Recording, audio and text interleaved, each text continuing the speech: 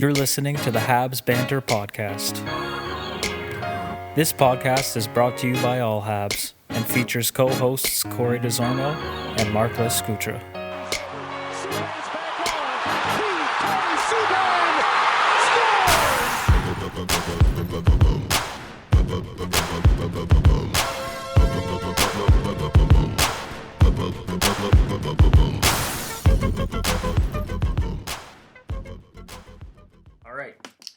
So hey guys, my name's Corey Desormeaux, and this is my co-host Marc Lescoutre. This is the Habs Banter podcast, brought to you by all Habs. So to get to know Marc and I just a little bit more, I thought we could go over a few points. So Marc, I want to know what your favorite pizza topping is, who your favorite Habs player is. What your guilty pleasure song is at the moment, and your most memorable Habs moment. All right. Well, my favorite pizza topping has to be bacon. There's nothing better than bacon. Uh-huh. My favorite Hab, I think, has to be Sarah Diamond at the moment. She's just unreal, really. What's next? My favorite song, Guilty Pleasure? Yeah, your favorite Guilty Pleasure. Everything by Bieber right now. The guy just, everything's straight fire. I know, like, Sorry's a great track. You can't hate Sorry. Okay, you took mine, but that's fine. Wow. Go ahead, next one. Sorry, man. Your favorite Habs moment. All right, favorite Habs moment has to be when Koivu came back. That was just, like, the arena was nuts that night. Like, it was just awesome moment, and he was a great leader on the team. I feel like if you're of our generation and that's not your favorite Habs moment, or not one of your most memorable Habs moment, you're actually the most cold-hearted person. Yeah, no, 100%, right? Yeah, no, okay. It was an awesome story to come back from that within the one season there. Okay, so my favorite pizza topping is green olives. Not bad. I feel like that's the hipster choice. It's kind of like a throwback to your vegetarian days too, right? Like it's what? It's kind of a throwback to your vegetarian days. Okay, whatever, man. So, green olives. My favorite Hab is obviously Kovalev. My guilty pleasure song, since you took mine, is Sledgehammer by Fifth Harmony. And since you took the Koivu a moment, I will pick the game in early 2008 when the Rangers were up 5-0. Oh, yeah. Going into the third. And the Habs, led by Kovalev, came back and won the game 6-5. That was one of my favorite games. Somehow, I don't think the Habs in their current form could come back from a 5-goal deficit in one period. That's just me. Yeah. I don't know.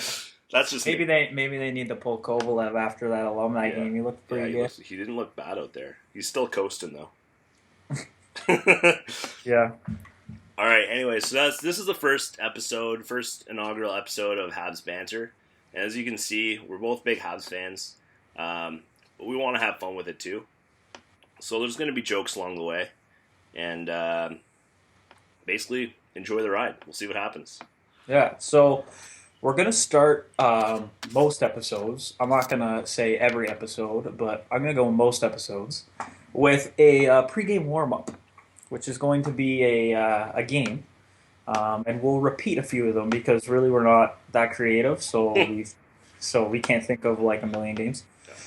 So today we are going to play a game called What's That Word, Marc? And What's That Word was created because Scoots' vocabulary is atrocious. And so basically what happens is we each pick a word off of Urban Dictionary, and our fellow host has to try and define that word. So do you want to kick us off, Scoots, or what? I'll get us started. All right. I gotta find mine on. You gotta find yours. Okay. Oh, look at all those notes. Sheesh. All right. So the word I need you to find or to define is name shame. Name shame? Yeah. This one's easy. Wow. This one's Actually, easy. I have no idea. I Okay. have no idea what I mean, I was buying what you were selling for a second there when you said it was easy. name shame. Hmm. Name shame. Okay, I feel like name shame is when you have two first names. So um, like Mike Craig Right. or like Okay. Okay. Christopher James or something. You know what I mean? I see what you're When you saying. have two first names, so like it's a shame because nobody ever knows. It's a name. No, it's a name shame because nobody ever knows what to call you. You know what I People mean? get It's mixed up like because yeah, and when you go to send an email to said person, you're like, do I call him Chris or do I call him James? I see what you're saying, but you're wrong. Okay. Name shame is the point at which it's too late to ask for someone's name because you spent too much time around them, and you should definitely already know it. Okay. Yeah, We've all been there, right? I name shame Yeah, constantly. like it's pretty much story of my life. I am name shame. Yeah, I am name shame. Okay. Hashtag name I've got shame. one for you. Yeah, go. I actually had two, just in case we picked the same one because I figured that was going to happen. This one, what is sad pancakes? Bad pancakes. Yeah. Man. Um, that's a tricky one, man. Good It's a start. little tricky. It's a little tricky, I must say. I feel like this could go a couple different ways, but Yeah. in the interest of the show, I think I'll keep it clean. Yep. Am I on the right track with that? Or do Yeah. Oh, okay. Yeah, you are. I I mean, am. you are. Okay. I think it's like, maybe I'm going a little too literal here, Okay. but you know when you're making pancakes Yeah. and you pour it all like... I know you make pancakes a lot. I mean, I dabble. Not a lot, but I dabble Yeah, in pancakes yeah. a little bit. Extra Um, butter. So you pour in the stuff into the pan, Mhm. and... that What? cup, though. That cup. You pour it in, and everything's looking good, and then you got to flip. And Yeah. when you start flipping, it's just mayhem. They're all like stuck together now. You got just one big misshapen pancake. I'm pretty sure I'm wrong, but And that's sand pancakes? that's sad. Sad pancakes? Sad Yeah, pancakes. okay. I was So, totally wrong. I have to read the definition because it's quite long. Oh boy. Step 1. In a large bowl, sift flour, baking powder, sugar, salt. Pour in the milk, butter, and mix until smooth. Step 2. Heat in the griddle over medium heat. Scoop batter using a quarter cup per pancake and brown each side. Step 3. Pour syrup to divert attention to the fact that your wife is cheating on you with your adopted British grandson. What? That's sad pancakes. That's wild, man. So I guess if you know that's That I was guess a if plot you know twist I that's didn't see coming.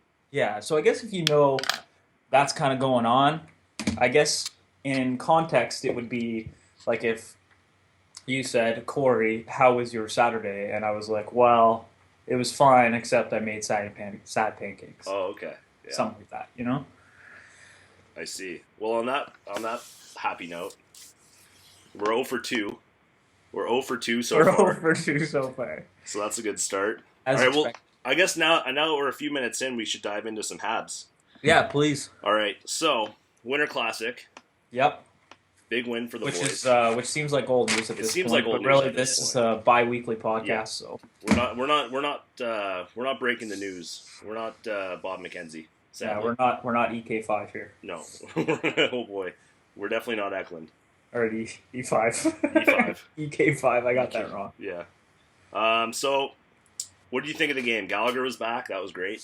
He played Man, great. so good to see Gallagher back, eh? Like, he is really, like, you really don't realize a guy's impact on a team like that until you see him play. Yeah. Until he comes back after a long injury like that, you know? And I think he's really the straw that stirs the drink, especially on that line. No, Yeah. honestly. No, for sure.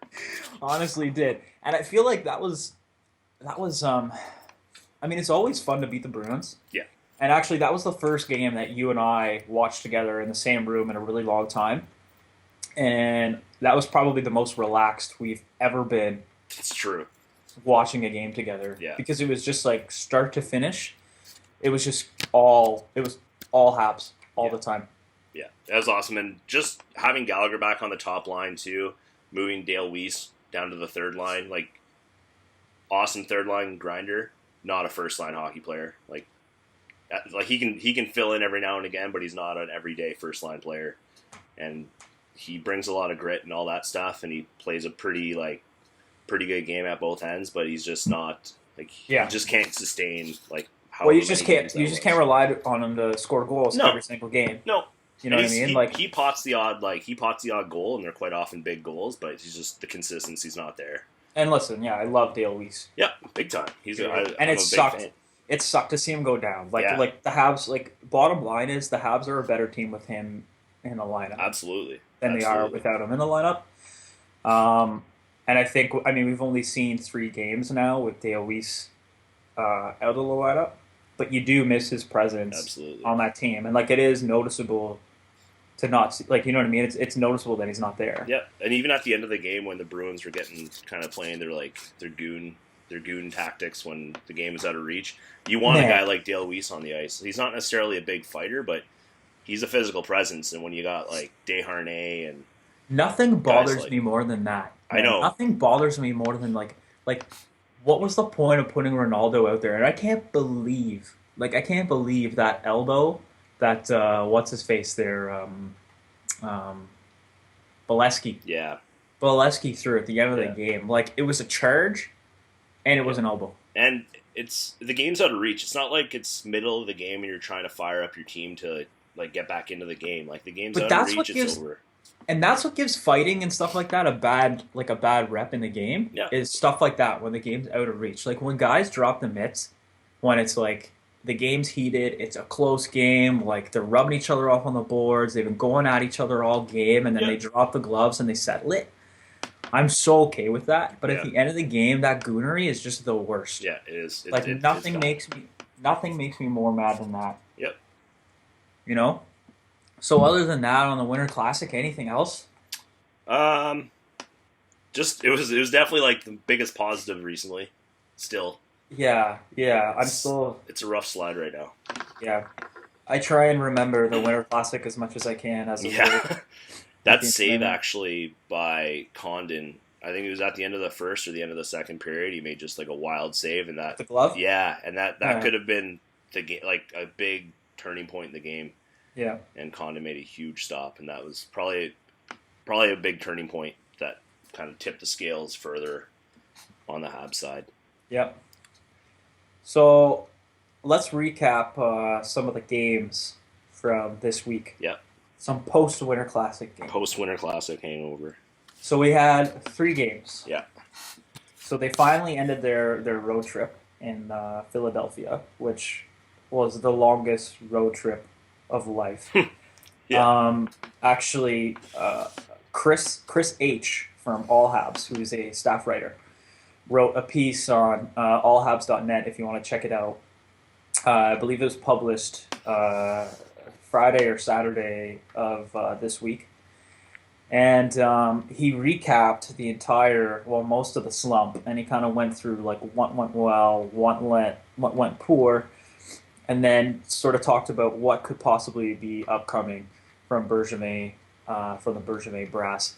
And analyze some of Michel Therrier's decisions over that slump. So if you want to get caught up on the slump, check that piece out. And you have to refer to the Chris's as like, you have to give their last initial because there's a Chris G, there's a Chris H, and a Chris N. So All Habs, too many Chris's. Yeah. Chris, so hot Chris's. Right now. So hot, right? Chris, so hot right now. Okay, so let's start with Philly. I don't know what you saw in that game, but the Habs had a ton of chances from the slot area. Like, a ton of chances from the slot area. A ton of unfortunate goals going their way. You know better than anyone that I am a big Emelin hater. Yeah. You've written about it once or twice. Also, I feel like we need to clarify, like, I always go with Emelin, but the broadcast last night was calling him Yemelin. Yeah, I think the Russian pronunciation is Yemelin. I think. My Russian's rusty.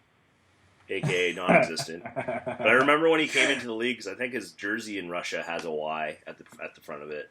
Like the way it's, I don't know. This is gonna sound like I'm very uncultured because I am, but like, is it like it sounds like the way they say it? It's like Y apostrophe. You know what I mean? Emelin. Anyway, All I'm right. gonna stick with Emelin for now. Yeah. I thought him and Barbario, despite that one goal that was scored on them. Mm-hmm. I mean, Emelin wasn't even on the ice for it. It was Markov. And Barbario made that pinch. I thought Emelin and Barbario had a fantastic game Yeah. against Philadelphia. I actually thought Emelin had a pretty strong week. And I know he's coming back from injury and stuff. Yeah. But Barbario actually led the team in Corsi for percentage, but in that game, I thought that pairing looked really good. Yeah. I think you need a guy who's pretty mobile with Emelin and Oh, Barbario, 100%. because like he's not a great skater. No. We won't get into his other faults, but at least not right now. But like you need a Yeah. guy who can cover for him when he fires up a huge hit, which Yep. he does sometimes. And those always take him out of position. Yep. They always do, and Yeah. I find he plays a much stronger game when he's not looking to throw those hits. Yeah. Like I thought he was very composed with the puck yesterday. Yeah, he was. He looked very Better composed than with the usual. puck, and like you said, putting him with a mobile defenseman like Beaulieu. Yeah. Beaulieu played some shifts with them. Yeah. I thought they looked really good. He hasn't really been great with Petrie, but I look at that pairing and I think that should be a great pairing. But Yeah, he doesn't really play well with Petrie. Agreed. But on paper it seems like it would make sense. And I guess I haven't read a lot about this like mystery injury that he had, Yeah. but he played. I thought he had a great start to the season, for one. Yeah. And then he got hurt and was out a couple games, and then came back, and I thought he looked atrocious for those games. Like he just looked awful. Yeah. In those games, and then all of a sudden comes out that he's playing on like some sort of fractured bone in his Yeah, ankle or something something. like that. And I'm thinking like, why is this guy playing when we got Pattern Yeah. and Tenorti up in the presser, Yeah, it doesn't make any sense. and this guy's skating around on a game leg? Yeah. Makes no sense. Yeah, it's kind Anyway. of doesn't put him in the position to succeed. Anyway, so I don't know if the couple days over Christmas, whatever it was, sort of healed him or what. But this week he looked pretty good, I Yep. thought. Other thing from that game was Beaulieu and Piquet had a real rough outing. I didn't think they looked as stellar as they usually do. Yeah. I know a lot of people are kind of hating on the Piquet train lately, but it's not all about points. You know what I mean? People Yeah. forget that sometimes, Absolutely. and especially with a player like Eller, right? So I don't know what you saw in that game, but those were my big points. Yeah, that was a tough one. I found like some people were saying that we were completely outclassed, but Philly didn't look great either. So it was just kind of like I didn't think we were outclassed. Yeah. I printed off a couple things. Like I mean, we were outshot, which is kind of rare this year. Yeah. Right? Like it's not very often that the Habs are from a shot attempt perspective beat, and the shots were 31 to 24 at the end of that game, which is again rare. Yeah. But the Habs did win the shot attempt battle in that game. They threw 65 shots at the net. Wow, 65, and only 24 got through. that's crazy. So there's a problem for you. Yeah. But you look at Philly threw 47 towards the net, and 31 made it. A lot more. So that just goes to show you, shots. right? Like, I mean, yeah, a lot more. Well, I thought the Habs had some quality shots in that game. They got a lot for the slot, but I guess Philly just collapsed well. Yeah. So what about the Devils game? That was a win. That was our win this week. That was a win.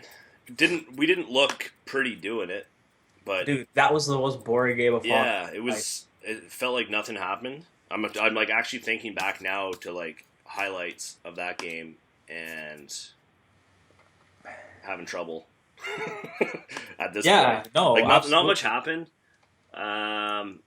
So here's there was a power play goal. Yeah, That was a big plus. It was Pacioretty. got them started off early, right? Yeah. So they had the power play goal, which was a positive. One big takeaway was the Galchenyuk, Andrighetto, and Carr line. Yeah. They were put together because Eller was bumped. I don't know if you want to call it down or bumped up to play with Desharnais. But I'm speaking out of my nose because I'm trying to get over this cold, so I might sound like so nasal. A little bit.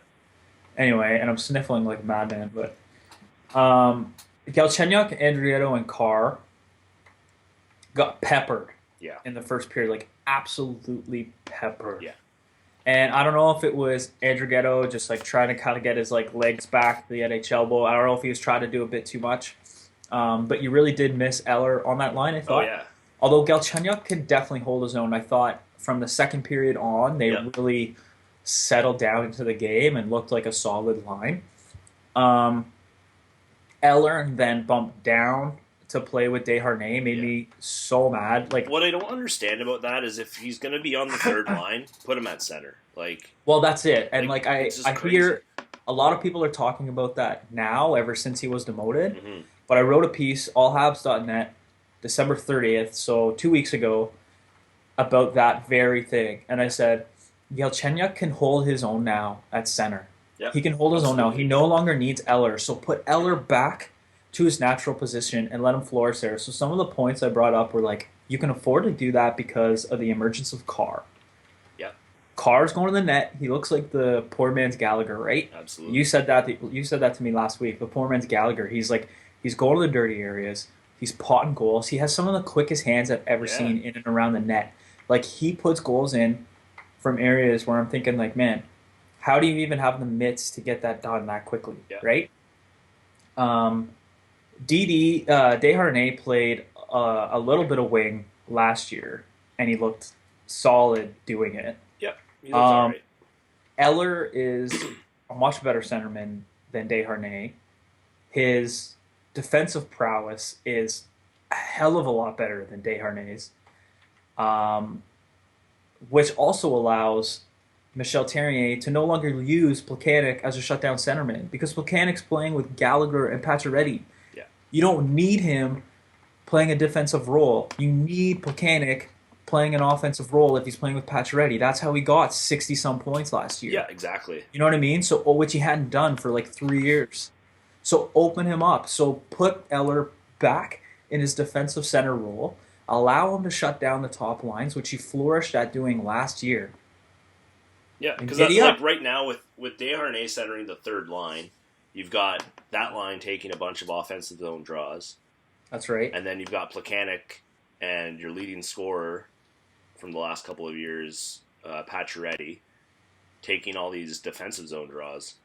And they have to work for every chance they get. Meanwhile, like we were talking about it during the Winter Classic and some other games as well, you've got the Desharnais line.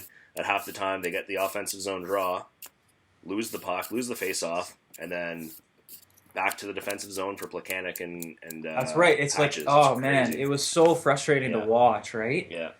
Anyway, that's just like, we can get into the whole Michel Therrien playing favorites chat later. But friend of the show, Michel Therrien. Friend of the show, Michel Therrien. Oh man. Anyway, I what I thought was interesting though, another thing that I pulled off was that. You really saw the impact of Eller playing with Desharnais in the sense of Desharnais' Corsi numbers. Yeah. Like they only started, which is so rare. Like Desharnais usually starts like 70% of his faceoffs in the offensive zone. He started 25%. 25% in the offensive zone. That's nothing, man. Yeah. So Michel Therrien is actually using them as a defensive line. Yeah. And Desharnais' Corsi 4 was 63%. Wow. 63%, man. That's wild. So you can already see the impact that Eller had on that line. And people think Eller's a bad hockey player. So figure that one out, man. I can't.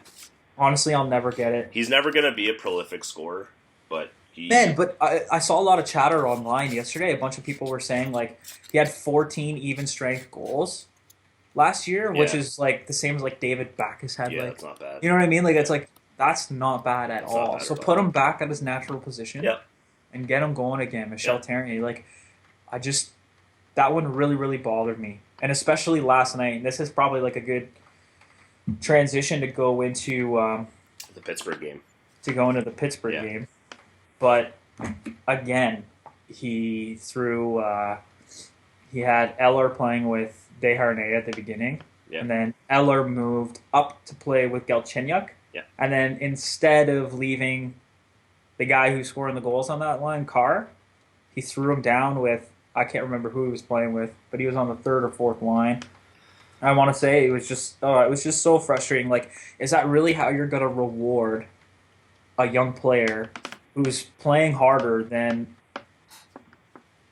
just about everyone on the team? That's one of the crazy things I find with Jarian is some guys just, they have the longest leash and they can go cold forever and they still play in like a lot of minutes. Desharnais is obviously one of those guys. But then you get young guys that play hard, play well, and they seem to get punished for it. You look at last year with Sakatch, beginning of the year, played great, had a great preseason, then was healthy scratch for like 7 games. Yeah. And then you kind of see it again this year with some of the guys that are good hockey players. Like it took a while for Emelin, who when he was struggling, to drop down from the second pairing to the third pairing.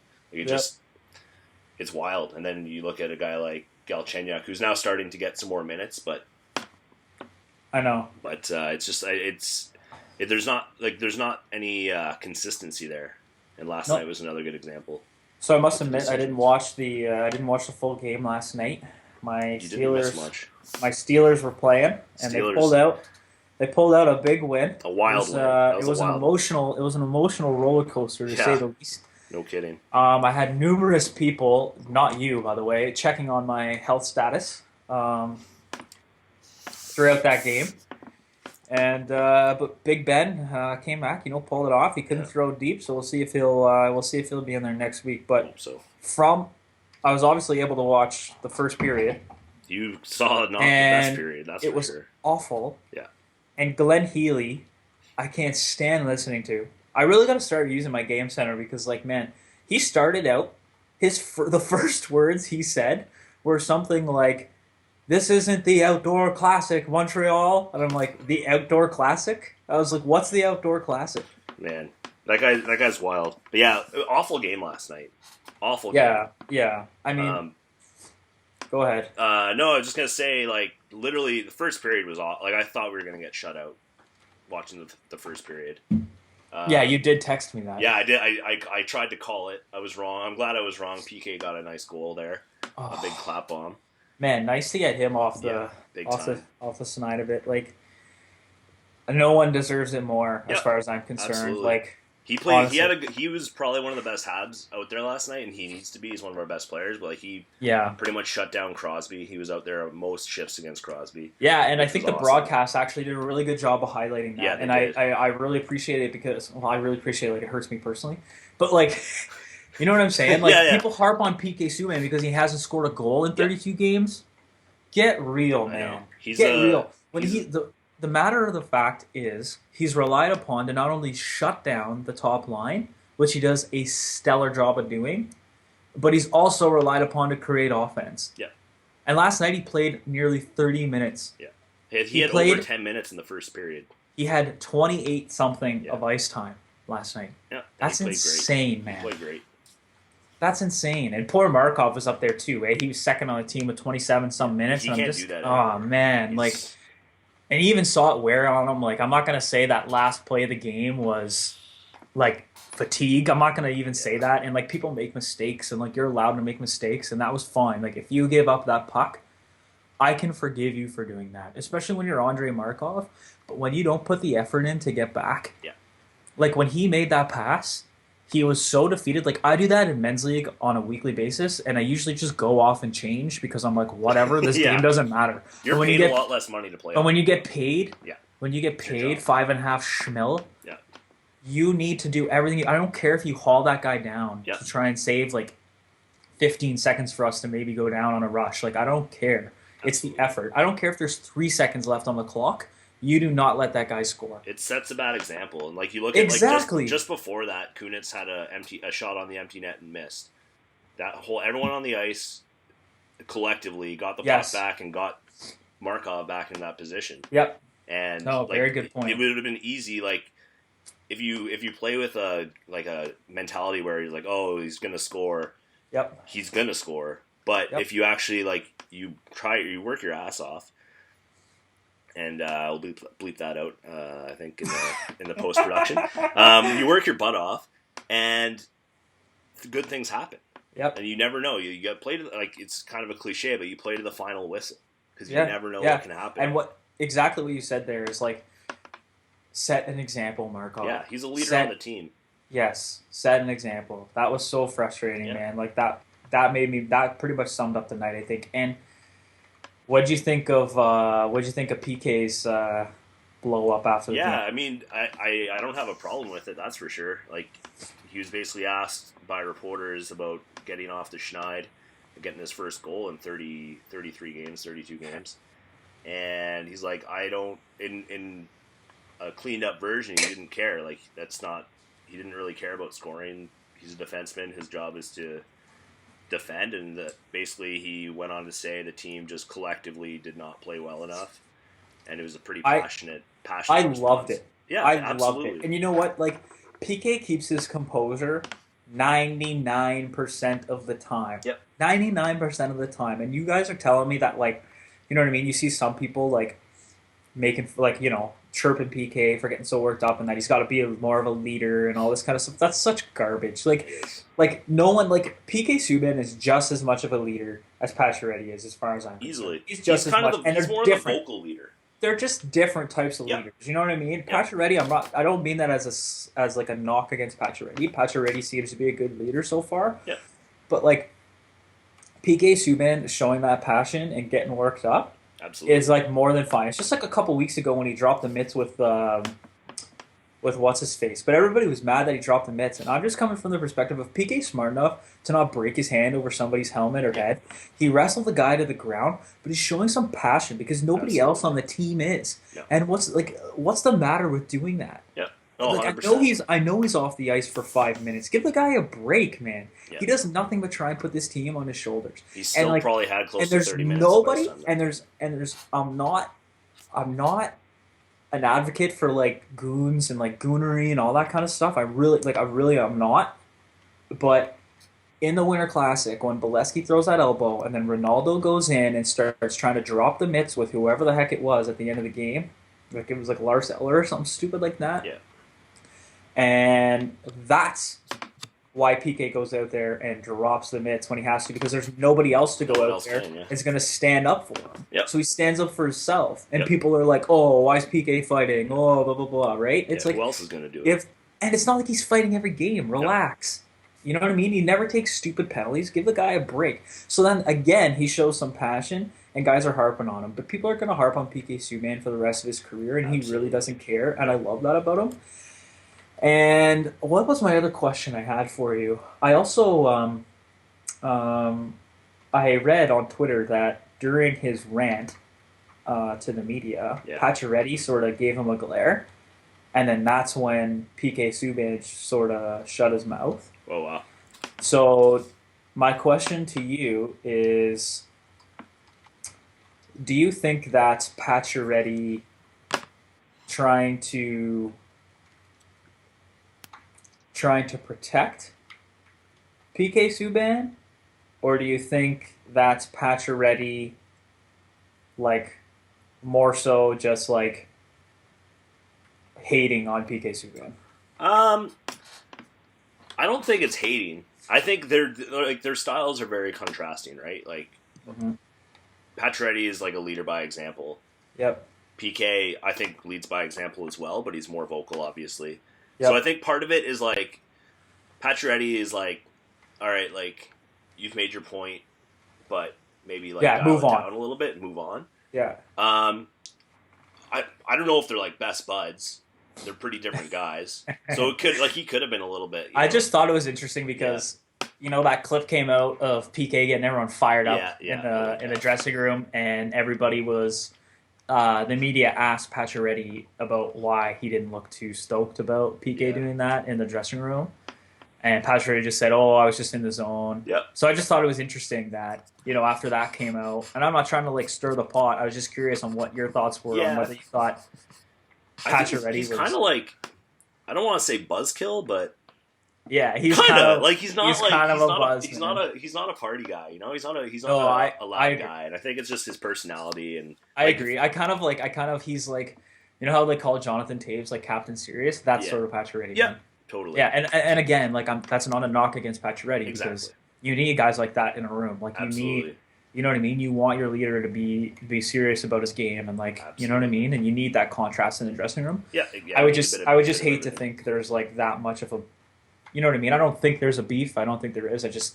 I would hate to see that Yeah, happen that would in, suck. in the dressing room. You know Yeah, what I mean? definitely. Yeah. Yeah. All right, so obviously we're within a couple months of the trade deadline, so trade rumors are flying, and trades have happened. Trades So have this happened, man. last week we sent Ticker Dustin Yep. Tokarski to Anaheim. This deal kind of came out of nowhere, I think, or it seemed to me, anyways. Although it made sense once it happened for Max Freiberg or Freiberg. Uh, haven't figured that one out yet. Freiburg. Freiberg, I think it's I Freiberg, hope it's right? I Freiburg. hope it's Freiberg.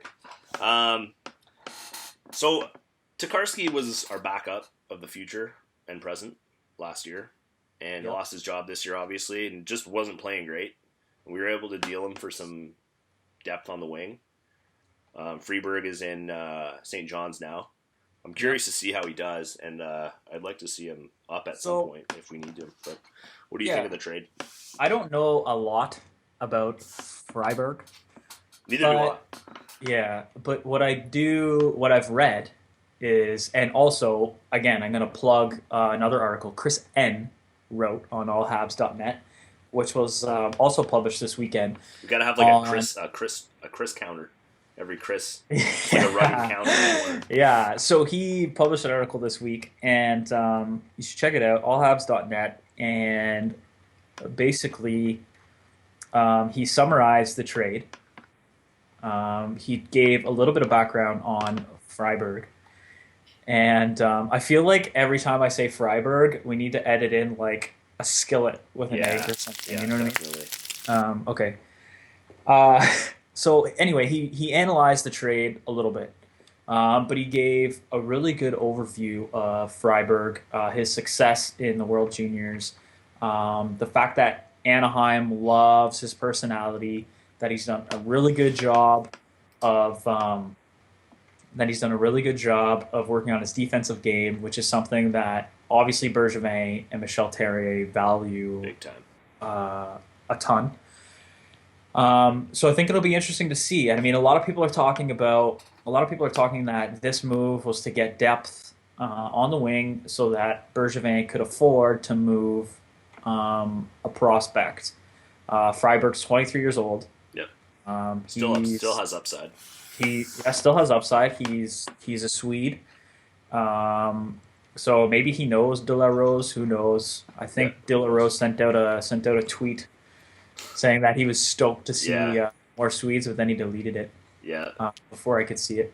It's weird that it doesn't seem like a tweet that you need to delete, but I Yeah, maybe guess. it was just a bit of a like slight against Tokarski, so he just kind of didn't want Yeah, it to be read the that's wrong true. way. That's true. But like, I thought it was. I'm not surprised that Tokarski was moved. The Habs have a ton of depth Yep. at the position. He's essentially our number. Tokarski, He was essentially our number 4 or 5 goalie at that point. So yeah, if you can and deal that And for some I got into this organizational argument depth, Friday night with some guys on the hockey team, and they were saying like, why would they trade Tokarski? Like he was so good like before, and I'm like, man, he looked terrible this year. Like he didn't yep, even look like an NHL goalie this year, yep, which forced Bergevin to go out and get another depth goalie with yep, experience.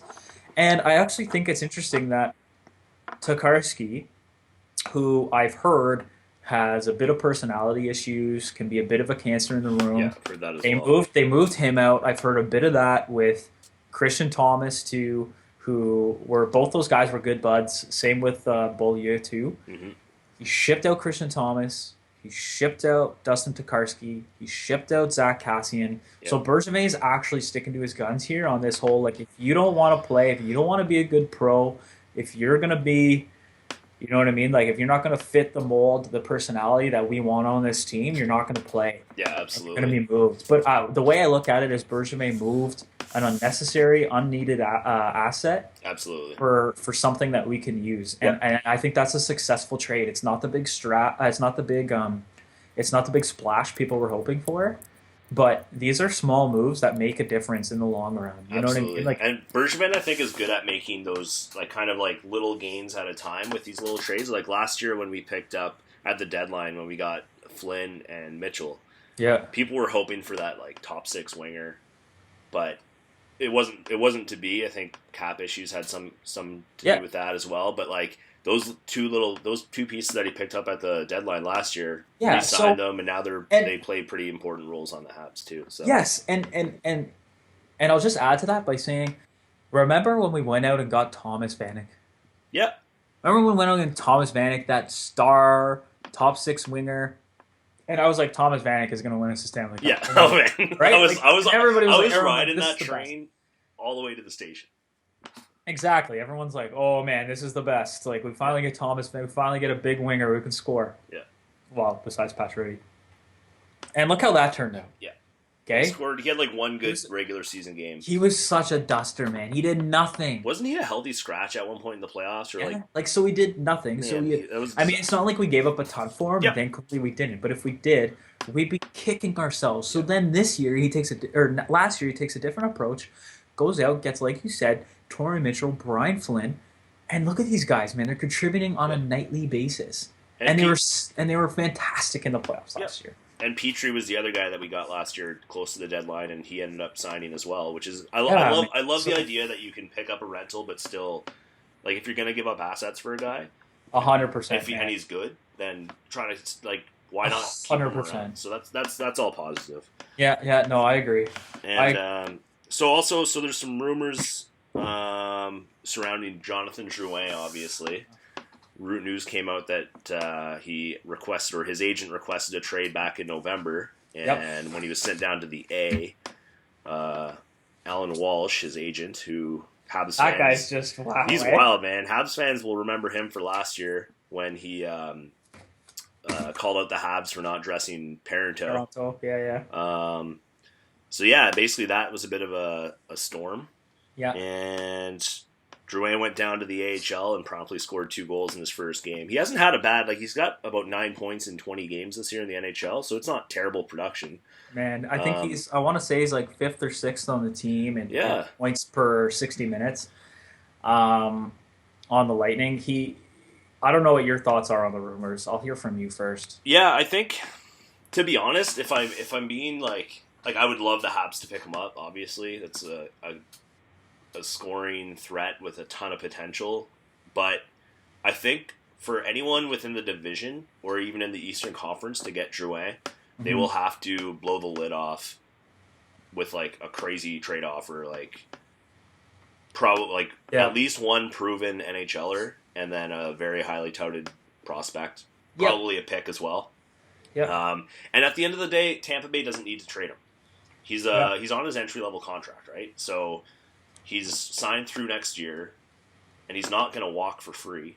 Worst case scenario is Tampa Bay gives him an RFA tender, so he's a restricted free agent, and someone pays him, and then either Tampa Bay matches or lets him Lets walk, him go and they'll and get gets a few, compensated. get probably good compensation for him. Yep. The interesting thing is Tampa Bay has a few other there's the Stamkos situation, so there's the worry that you could end up losing both of those guys at one point or another. So, but I think if he gets traded, it'll be for a great return. But I think, to be honest, he's gonna just light up the AHL, and he'll be back up in Tampa Bay, and I don't see him leaving. Really, eh? I don't see. I'd like to see it, especially if it's the Habs, but I Yeah. just don't see it. I don't know, man. Bob McKenzie is saying if he's gonna get dealt, it's gonna be next week. Wow. He's got a lot of teams listed. He said, like you said, it's going to take a lot to get him if you're in the division. Yeah. Some of the names of the teams that he noted are Anaheim, Calgary, Colorado, Columbus, Montreal, Nashville, the Islanders, the Rangers, Ottawa, Pittsburgh, St. Louis, Vancouver, Winnipeg, and others. Wow.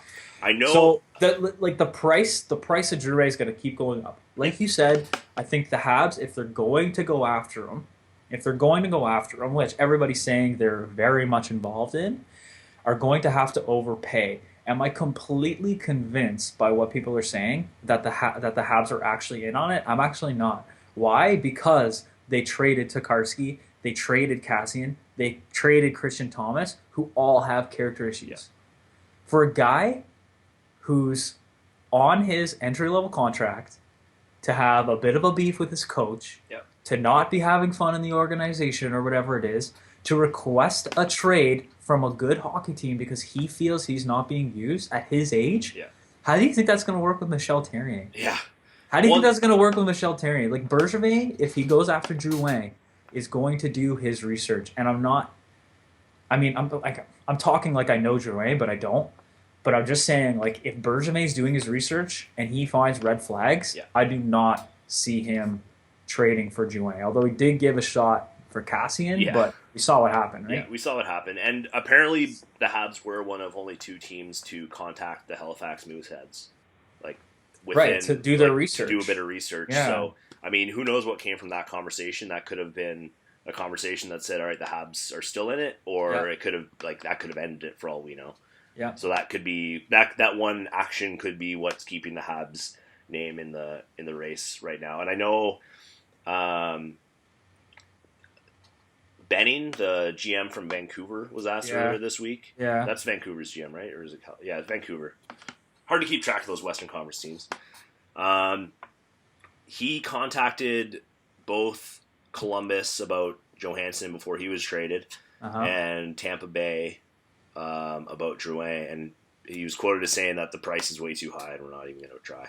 So if you had to put together a package for Drouin that you would be willing to part with, I'd be willing to part with. Okay, well, start with a package that you think it's going to take, Right. and then try and come up with one.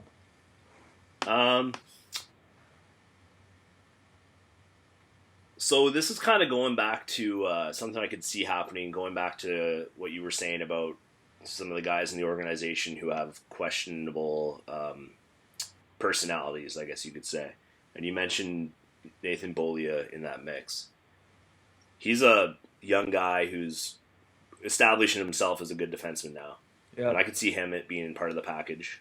Yep. Along with, you'd have to probably put in a winger. It's hard to say. Probably Beaulieu, a pick, and then I can't even pick a winger right now that would. I honestly, man, like it's hard to. I think our depth, our organizational depth in making a trade like that, it just would be bad. I think it's going to take a caliber player of like Galchenyuk or Beaulieu. I honestly think it'll take that to get the deal done.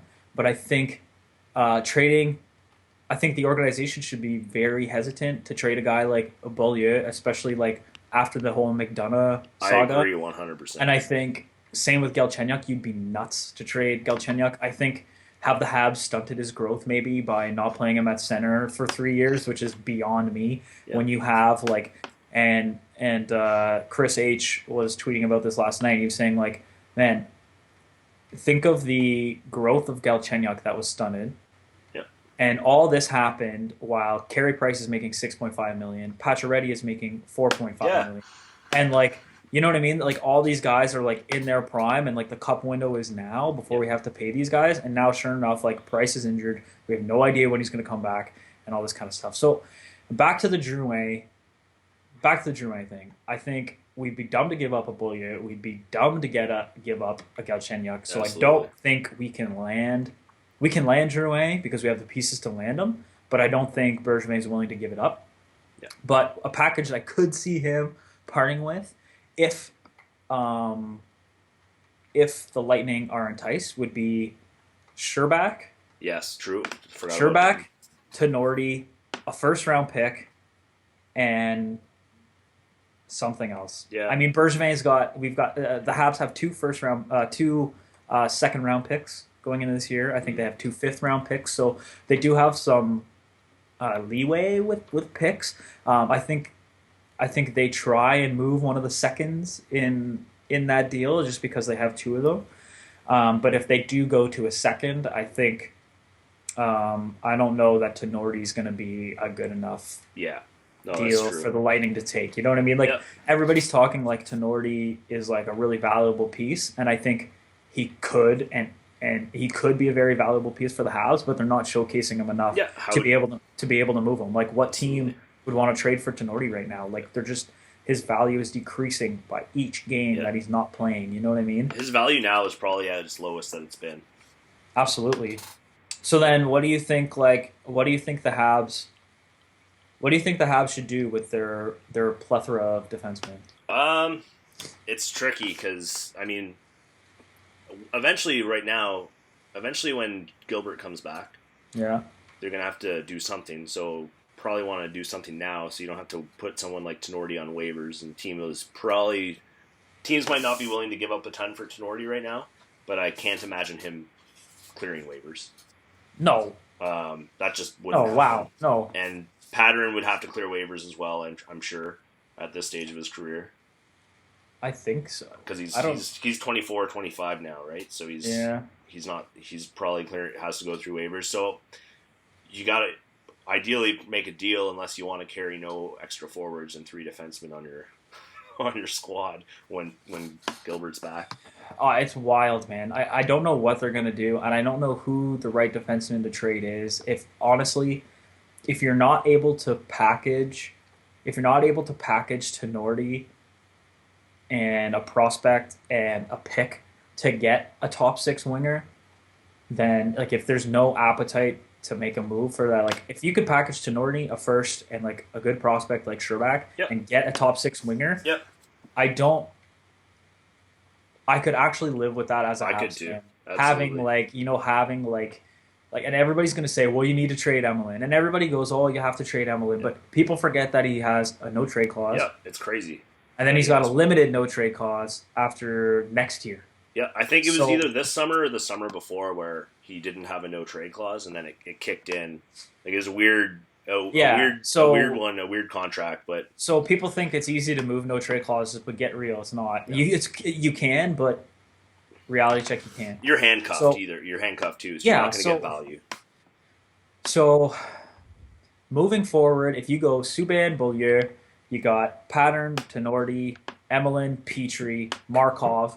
Like that's a decent defensive core. So if you could package Tenorti, Sherback, and a high pick and get a top six forward, I think if I'm Bergevin, I probably do it. If you can't get a top six forward, then I move Gilbert for a pick, or I Yeah. move Gilbert for another depth forward, or I move Gilbert for like another AHLer like a young AHLer that we can maybe develop, or like Yeah. try and get one of those Dale Weiss deals. Like I don't know, like But he has to get healthy first. I don't know. yeah, and something like that's got to happen. But honestly, a guy like Gilbert for like a team heading into the playoffs Yeah. who needs a bit of depth on D Absolutely. might help them. But we're not going to get a lot of return for Gilbert. No. Like we're not.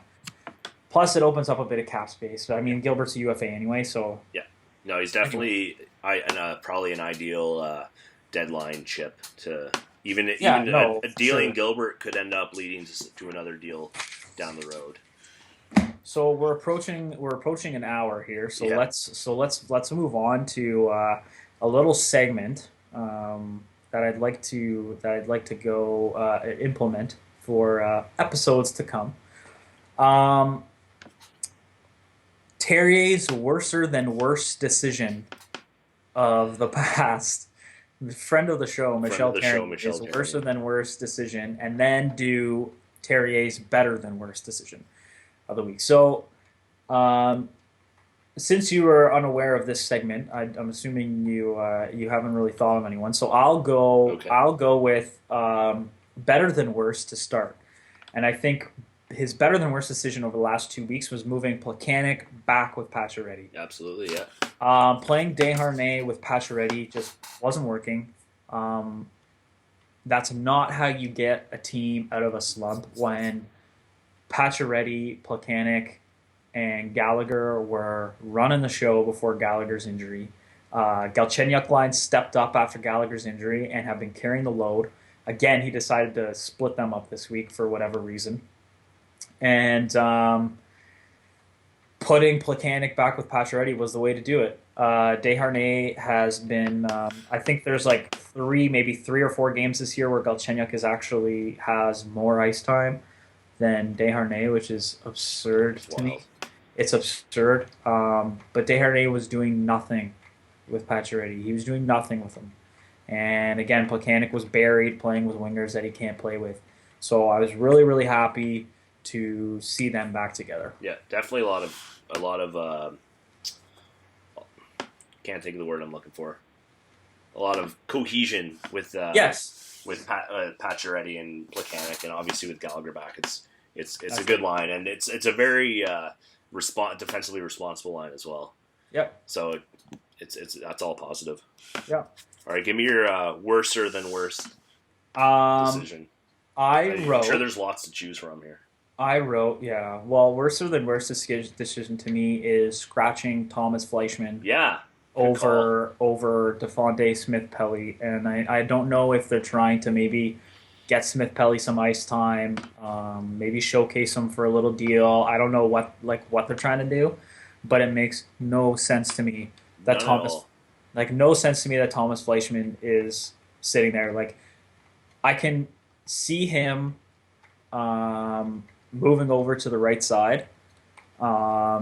Just to be creative, like I wouldn't mind seeing a Eller, Fleischmann, Desharnais line. No, I'm not mad at that at all. No. I really like Paul Byron. That's not a knock against them because I think Paul Byron has. If you don't like Paul Byron at this point, there's something wrong with you. Yeah, seriously. You're just as cold-hearted as the people that don't like the Koivu's moment. Totally. You know what I mean? And you know what's good about that comparison is that they're both on the same level.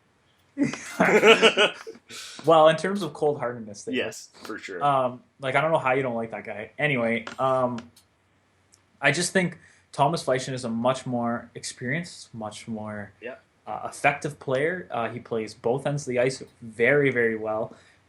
Kills penalties more effectively. Yeah. I don't get that decision. In terms of the players, the only players on the Habs that have a minimum of like 10 to 15 games played with a Corsi percentage under 50%, which is a big change from last year. Yeah, big time. Where we weren't much of a puck possession team. Only players under 50%, Brian Flynn, Tom Gilbert, and Devontae Smith-Pelly. Yeah, and I found it when Therrien announced that Fleischmann was a healthy scratch for his first game, and he was asked about the struggles of the Habs, and he brought up that the bottom six needs to play better. Yep. If you're struggling, you need your star players to step up. I don't know how you can throw your bottom six under the bus when you're playing poorly and like no one's scoring. How do you throw those guys under the bus? And then you know what? And then you're and we didn't even have time to talk about how well Mike Condon's been playing as of late. Yeah, I think. And how can you blame the top? Like, how can you say that the bottom six has to play better when we're not even scoring goals? Yeah, exactly. You know what I mean? Like Fleischmann's part of that. Fleischmann needs to put the puck in the net every once in a while, but one game healthy scratch, all right, I can live with that. But now two games in a row. So does Desharnais, bud. Yeah, there you go. Yeah, there you go, exactly. And I know he had a good 3 or 4 game stretch where I think he had 2 points. Yeah. But some of those games in between that stretch, he was blanked. He was blanked. No shots. Yeah. No shots. Yeah. No plus minus. No whatever it was. Just blanked the entire time, man. So I think it's I don't know. The Fleischmann thing, I don't know how Thomas Fleischmann doesn't get back in the lineup. Yeah, he needs to. And I can see him being one of those guys who sticks around next year. Absolutely. might just play for 1.1, 1.2 million with us next year. Why not? Yeah. And he's a good depth player. Yep. So I don't know what they're doing with BSP. There might be another motive there, not to swirl the, you know what I mean, the rumor mill or whatever, but I don't know if that's why they're playing him because it just doesn't make any logical sense to me. And I know Fleischmann's not potting a ton of goals, but there's other reasons to play players. Absolutely. And Thomas Fleischmann has those intangible pieces of a hockey player. that, you know what I mean? Yeah, and one last thing on Tarian. I know, obviously, in a slump as that we're in, Yeah. obviously there's lots of rumors like, is he going to get fired?